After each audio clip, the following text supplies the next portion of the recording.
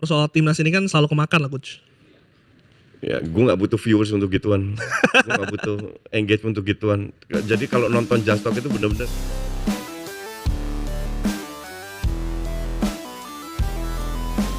Yes, sangat mantap. Tinggal menghitung hari lagi.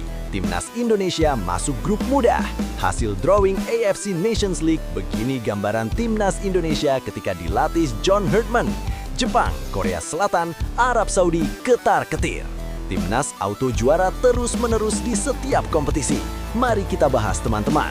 Tapi, Mimin minta tolong tonton video ini sampai selesai, agar tidak ada kesalahpahaman yang terjadi. Dan tak bosan-bosan juga, tolong like dan share video ini ke media sosial kalian agar semua orang tahu apa yang sedang terjadi. Seperti kita semua ketahui, nama John Herdman segera menjadi pusat perhatian publik sepak bola nasional. Pelatih asal Inggris itu datang dengan reputasi berbeda di tengah ekspektasi besar terhadap timnas Indonesia. Bukan soal satu sistem baku atau filosofi kaku, Herdman justru dikenal sebagai pelatih adaptif yang menjadikan fleksibilitas sebagai senjata utama. Dari rekam jejaknya bersama Kanada hingga pandangan para pemain dan analis, ada satu benang merah yang menonjol. Berikut ini 3 faktanya. Fakta pertama, bunglon di pinggir lapangan. Herdman dikenal sebagai pelatih yang menolak terjebak pada satu gaya bermain. Saat menangani timnas Kanada, ia secara terbuka menargetkan timnya menjadi yang paling fleksibel di kawasan CONCACAF. Kanada di bawah asuhannya bisa berubah wajah dari satu laga ke laga lain, bahkan dalam satu pertandingan yang sama. Kadang mendominasi penguasaan bola, di lain waktu bermain sabar dan mematikan lewat serangan balik. Semua disesuaikan dengan konteks lawan dan situasi di lapangan. Fleksibilitas itu terlihat jelas dari keberanian Herdman mengubah formasi. Ia terbiasa berganti dari 3-4-2-1 ke 4-4-2, lalu beralih ke 3-5-2-1 atau 4-2-3-1, bahkan memodifikasi struktur permainan saat laga masih berjalan. Pergeseran tersebut bukan eksperimen tanpa arah, melainkan upaya sadar untuk mengeksploitasi kelemahan lawan sekaligus melindungi kondisi timnya sendiri. Pendekatan inilah yang membuat Kanada seringkali sulit ditebak dan menyulitkan lawan dalam persiapan pertandingan. Fakta kedua, fleksibilitas yang berangkat dari taktik. Di balik taktik yang cair, Herdman menempatkan pemahaman terhadap pemain sebagai fondasi utama. Saat membangun Kanada, ia berdialog dengan lebih dari 40 pemain untuk menggali motivasi, identitas, dan tujuan mereka. Proses itu digunakan untuk menumbuhkan rasa percaya, aman, dan kultur kerja kolektif sebelum bicara soal skema dan formasi. Menurut Herdman, fleksibilitas taktik hanya bisa berjalan jika pemain memiliki mental adaptif dan kesiapan bekerja untuk kepentingan tim. Karena itu, ia juga menempatkan orang-orang kepercayaan untuk menjaga budaya tim dan kesehatan mental pemain. Kami melatih beberapa formasi berbeda yang bisa kami ubah di tengah pertandingan atau antar pertandingan. Dampaknya, lawan sulit membaca kami, ujar Herdman dikutip dari The Coach's Voice. Dari perspektifnya, taktik bukan sekedar papan strategi, melainkan kelanjutan dari mentalitas tim yang sudah dibentuk sebelumnya. Fakta ketiga, modal Asia dan kesesuaian dengan Indonesia. Pengalaman Herdman menghadapi tim-tim Asia menjadi nilai tambah sebelum menukangi timnas Indonesia. Bersama Kanada U23 dan tim senior, ia mencatat sejumlah hasil positif lewat pendekatan formasi yang berbeda-beda. Kanada pernah bermain imbang 1-1 melawan Jepang U21 dengan 4-4-2 yang menumpuk gelandang bertahan, menundukkan Qatar 2-0 lewat 4-2-3-1. Bermain imbang 2-2 kontra Bahrain dengan 3-5-2-1, serta mengalahkan Jepang 2-1 menggunakan 4-4-2. Rangkaian hasil itu menegaskan kemampuannya membaca karakter lawan Asia. Nah, sebelum lanjut mendengar berita ini, untuk para netizen, keluarkan satu kalimat pamungkas untuk menanggapi kabar ini. Menurut kalian, apakah John Herdman merupakan pelatih yang tepat untuk timnas Indonesia senior? Ayo teman, berikan tanggapan kalian di kolom komentar. Bravo Timnas Indonesia, bravo PSSI, bravo John Herdman. Ayo Garuda, buktikan bahwa level kita sudah dunia. Buktikan bahwa kita adalah raksasa Asia. Di sisi lain, jangan lupa juga satu kalimat khusus untuk Erick Thohir CS yang sedang berusaha keras memajukan sepak bola Indonesia. Silahkan tulis di kolom komentar. Ayo terbang tinggi Garuda. Mari kita lanjut teman-teman. Karakter fleksibel tersebut dinilai sejalan dengan profil pemain Indonesia yang cepat, dinamis, dan kuat dalam transisi. Dengan materi pemain lincah di sektor sayap, agresif dalam duel, dan terbiasa bermain dalam tempo tinggi, Hartman memiliki ruang luas untuk mengeksplorasi variasi skema tanpa terikat satu sistem baku. Mantan pemain Kanada, Kamal Miller, menyebut Hartman piawai membangun kebersamaan sekaligus detail taktik. Dia sangat mahir membangun chemistry tim dan rendah hati. John selalu memberi penghargaan kepada pemain dan mempersiapkan laga dengan sangat detail. Ujarnya dikutip dari FIFA. Jonathan David pun menegaskan, ia selalu tahu apa yang harus dilakukan dan memiliki taktik berbeda untuk setiap pertandingan. Dengan pendekatan adaptif itu, Hartman membawa lebih dari sekedar ide taktik baru. Ia menawarkan paradigma bahwa tim nasional tidak harus hidup dalam satu gaya. Kami selalu berusaha memahami struktur dan adaptasi seperti apa yang bisa menciptakan kekacauan terbesar bagi lawan, kata Hartman kepada One Soccer. Di tangan pelatih dengan karakter bunglon taktik seperti ini, timnas Indonesia berpeluang tampil lebih cair, fleksibel, dan siap menghadapi beragam karakter lawan di panggung internasional. Mengapa John Hartman lebih memilih timnas Indonesia daripada tawaran CONCACAF? Keputusan John Hartman menerima pinangan timnas Indonesia sempat memunculkan tanda tanya besar di kalangan publik sepak bola internasional. Di tengah berbagai tawaran dari negara lain termasuk dari kawasan CONCACAF, pelatih berusia 50 tahun itu justru memilih Indonesia sebagai pelabuhan karir berikutnya. PSSI menegaskan pilihan tersebut bukan keputusan spontan, melainkan lahir dari pertimbangan personal yang matang dan visi jangka panjang yang kuat. Berikut ini 3 faktanya. Fakta pertama, tantangan Asia Tenggara yang berbeda dari zona lain. Bagi John Hartman, Indonesia bukan sekadar tim nasional baru, melainkan tantangan yang sama sekali berbeda dibanding opsi yang ia miliki sebelumnya.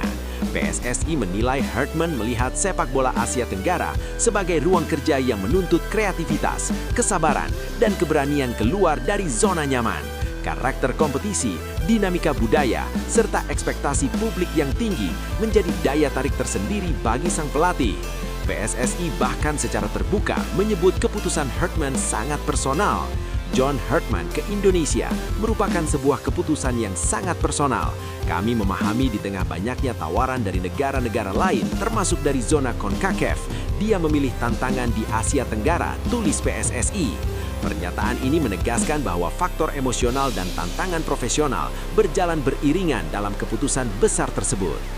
Fakta kedua, visi jangka panjang dan dampak di luar lapangan. Menurut PSSI, langkah Hartman mencerminkan komitmen terhadap proyek jangka panjang yang tidak semata berorientasi pada hasil pertandingan. Pelatih asal Inggris itu disebut tertarik pada visi besar yang ditawarkan PSSI, yakni membangun fondasi sepak bola nasional secara berkelanjutan dari hulu ke hilir. Lebih dari sekadar taktik dan strategi, Hartman melihat sepak bola Indonesia sebagai alat perubahan sosial dan budaya. Ia tertarik pada bagaimana sepak bola mampu menyatukan masyarakat, menginspirasi generasi muda, dan membangun identitas nasional. Ketertarikan pada dampak yang lebih luas inilah yang membuat Indonesia unggul dibanding tawaran lain yang lebih instan secara prestasi. Fakta ketiga, terpilih lewat seleksi ketat dan keyakinan penuh PSSI. PSSI juga mengungkap bahwa John Hartman bukan satu-satunya nama yang dipertimbangkan. Ia terpilih setelah melalui proses seleksi ketat dengan setidaknya 4 pelatih masuk dalam radar federasi. Dari proses tersebut, nama Hartman muncul sebagai kandidat terkuat yang dinilai paling sesuai dengan kebutuhan dan arah timnas Indonesia ke depan. Keyakinan PSSI terhadap Hartman tidak hanya soal rekam jejak, tetapi juga kesesuaian visi dan karakter kepemimpinan. PSSI pun mengajak publik sepak bola tanah air menyambut kehadiran Hartman bersama keluarganya yang dijadwalkan tiba di Indonesia pada 11 Januari 2026. Harapannya kehadiran Hartman menjadi awal babak baru timnas Indonesia dengan fondasi kuat dan mimpi besar yang perlahan diwujudkan. Hartman bawa 1 asisten ke Jakarta untuk timnas Indonesia. Kedatangan John Hartman ke Jakarta menjadi penanda dimulainya era baru Timnas Indonesia. Pelatih asal Inggris yang pernah membawa Kanada ke Piala Dunia itu dijadwalkan mendarat pada 11 Januari 2026 dengan membawa 1 asisten pelatih. Sehari setelahnya, publik sepak bola nasional akan menyaksikan perkenalan resmi Hartman sebagai nahkoda baru skuad Garuda. Inilah 3 faktanya. Fakta pertama, datang bersama asisten dan keluarga. Kehadiran John Hartman di Indonesia bukan sekadar singgah singkat. Ia dijadwalkan tiba di Jakarta pada 11 Januari 2026 malam dengan membawa 1 asisten pelatih yang akan mendampinginya di Timnas Indonesia. Tidak hanya itu, Hartman juga datang bersama keluarga yang menandakan keseriusannya menjalani proyek jangka menengah bersama PSSI. Ketua Badan Tim Nasional PSSI, Sumarji, mengungkapkan rencana kedatangan tersebut secara rinci. John datang tanggal 11 Januari malam dan tanggal 12 jam 10 akan preskon. Ia juga menegaskan bahwa Hartman akan datang bersama keluarga dan 1 asisten pelatih. Langkah ini dinilai penting karena kehadiran staf awal akan membantu Hartman beradaptasi lebih cepat dengan lingkungan sepak bola Indonesia. Fakta kedua, resmi diperkenalkan dan dikontrak 2 tahun. PSSI telah resmi mengumumkan John Hartman sebagai pelatih Timnas Indonesia pada Sabtu, 3 Januari 2026 melalui pernyataan di laman federasi. Perkenalan resmi kepada publik akan dilakukan pada 12 Januari 2026 di Jakarta melalui jumpa pers yang telah dijadwalkan. Mantan pelatih tim nasional putra dan putri Kanada tersebut dikontrak dengan durasi 2 tahun. PSSI juga menyertakan opsi perpanjangan kontrak 2 tahun berikutnya jika target yang ditetapkan dapat tercapai. Skema ini menunjukkan kehati-hatian sekaligus kepercayaan PSSI terhadap rekam jejak Hartman yang dikenal piawai membangun fondasi tim nasional. Fakta ketiga, tangani timnas senior dan U23 dengan agenda dekat FIFA Series. Tugas Hartman tidak hanya terbatas pada timnas Indonesia senior, ia juga dipercaya menangani tim Indonesia U23 sehingga memiliki kendali terhadap jalur pembinaan pemain muda menuju tim utama. Hartman bahkan menyatakan kesiapannya untuk tinggal di Indonesia dan tidak bolak-balik ke Inggris demi fokus penuh pada pekerjaannya. Agenda terdekat Hartman bersama skuad Merah Putih adalah FIFA Series 2026 yang akan digelar di Maret mendatang di Jakarta. Meski lawan belum diumumkan, FIFA ajang ini akan menjadi panggung pertama bagi Hartman untuk melihat langsung karakter pemain Indonesia sekaligus menanamkan filosofi permainan yang ingin ia bangun sejak awal masa jabatannya. PSSI sodorkan banyak nama pelatih lokal ke John Hartman. Kehadiran John Hartman sebagai pelatih baru Timnas Indonesia membuka babak baru dalam arah pembinaan tim Merah Putih.